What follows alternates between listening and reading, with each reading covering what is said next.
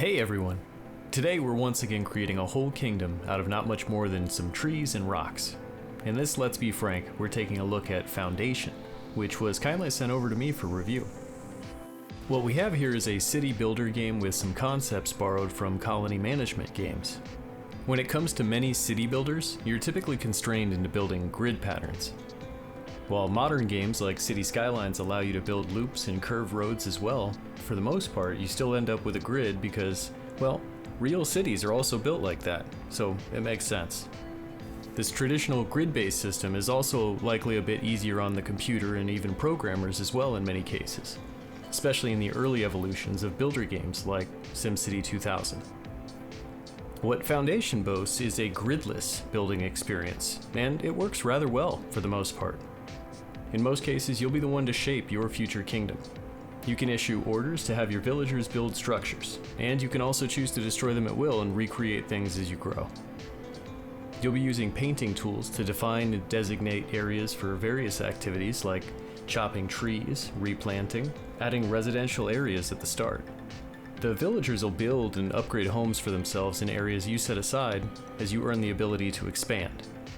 They make and can rearrange their own roads as well, giving your city a much more realistic look. While most city games don't drill down to the individual citizens, Foundation is perhaps a little bit more like Songs of Six in terms of how deeply you can investigate each person's individual needs. In addition, there's a caste system in play, and you, as Lord, will need to promote each of your newcomers up a number of ranks over time, which adds another management layer to the needs of your civilization. Put more simply, you'll want to establish trade within your kingdom, at first selling food in the markets to your original settlers, and then as time goes by and your needs become more diverse, so must the market of goods to keep the people happy. There's a number of food options, ranging from berries to bread, cheese, fish, and more. Simpler things like fish and berries don't require much in terms of labor, but things like bread making require you to establish a farm, farmland, a mill, and a bakery, each requiring assigned workers. At the very beginning of the game, things are really simple. The tutorial is straightforward and the experience is really quite peaceful. I love that the soundscape doesn't intrude at all. I found it to be serene, and it made the overall experience feel calm. In a game where you may find yourself going for hours at a time, I think the developers really nailed a fantastic look and feel for the game, where things can remain entertaining to observe and the soundscape isn't overbearing. If your hardware can handle it, the graphic effects really add a crisp layer of immersion you simply won't get with most games in a similar style. And at least in the early game, your attention isn't often being drawn away from the enjoyment of the build-up and advancement of your early settlement. I was a big fan of the blur effect, giving a big fantasy feel to everything.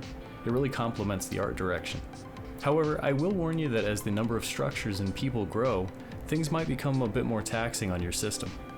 As things progress, your citizens will start to need services like churches, production lines established for clothing, and they start to demand you need more luxury items available for trade. The number of needed buildings in your civilization begins to increase exponentially. Your village hits a stride and starts to become more of a city, and you'll have much more going on to manage at once. Envoys and monks approach with requests and demands, and you can raise an army to fight for the king, training up and sending out soldiers in exchange for gold, rewards, and favor with the king. Depending on what you're looking for in a game, the playstyle shift may be exactly what you want, or less your style. The mid-game is, in my opinion, where the genre starts to feel a little bit more of a management simulation than a building game, despite the fact that you're still laying down buildings along the way. As you keep up basic needs such as food and housing, you also start to need to manage the space in your kingdom effectively, because territory space costs money. While originally planting down building plans in an attempt to expand, in the mid-game you'll have to be more mindful of many more considerations, and your building placement starts to become a bit more strategic than aesthetic. In addition, as your citizens rise up in the caste system, more and more layers of requirements hang over your head. If the needs of your citizens aren't met, they'll start to leave quietly, and the whole system breaks down rather quickly.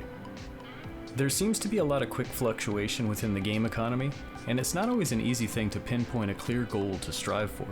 Certain unlockable structures are achieved through your direct actions, and there's 3 factions that you're garnering favor with as you go. Behind those factions lay the keys to bigger growth.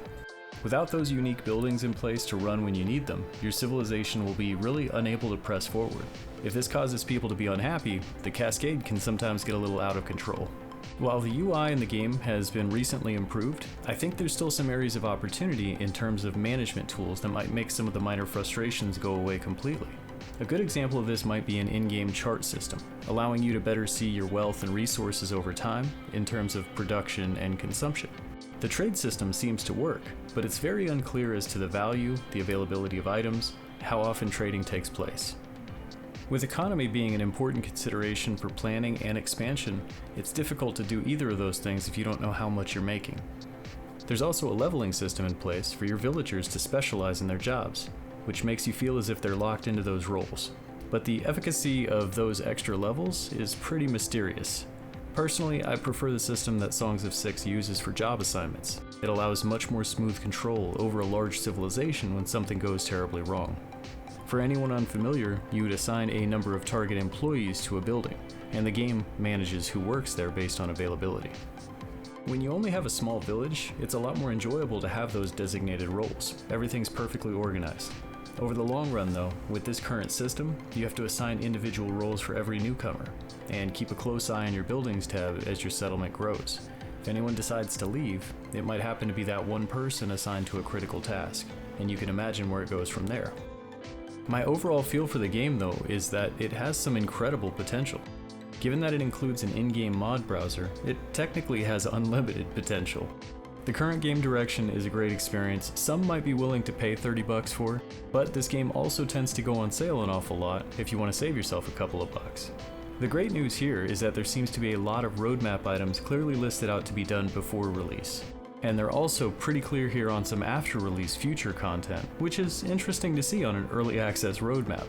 While some of these ideas, like family systems, might continue to make the game even more complex to manage, if we also see some of those big picture management style tools like you see in city builders, tools for things like easily managing budget, trade deals, things of that nature, I think the developers could more easily offset the frustrations from a player feeling as if they have to micromanage everything. The existing experience right now does give me enough confidence to look forward to some updates, and we can loop back around as things continue to develop.